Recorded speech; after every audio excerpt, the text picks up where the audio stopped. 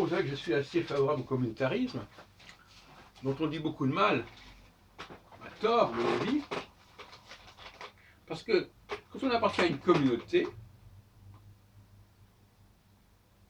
ça veut dire qu'il y a d'autres communautés. Il n'y a pas, un communautarisme, ce n'est pas une communauté toute seule. C'est un ensemble de communautés. C'est les relations entre plusieurs communautés.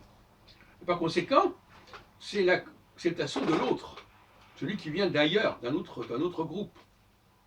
Et en ce sens-là, c'est une école de tolérance, le communautarisme. En revanche, quelqu'un qui n'est pas communautariste, lui, il va considérer que tout le monde doit avoir le même profil. Et donc il va être extrêmement exigeant en disant oui, mais vous ne correspondez pas, vous n'êtes pas dans la bonne direction, etc., etc. Et alors d'autre part, j'ai écouté ce matin à la radio, je crois, on fait remarquer que lorsque les personnes sont extraites de leur communauté, ça devient un problème.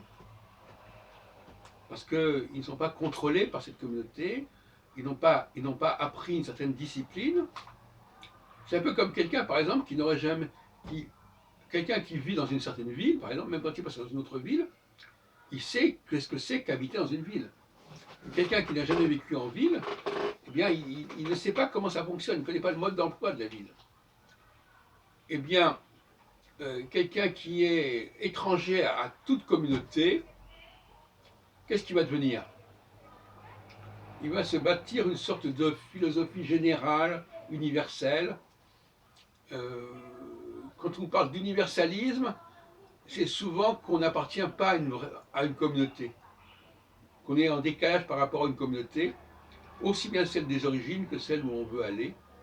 Et donc on parle d'universalité, d'individualité, et généralement, ça n'a pas des effets très heureux. Parce que même un chercheur en physique ou en n'importe quel domaine, il est dans une communauté de toute manière.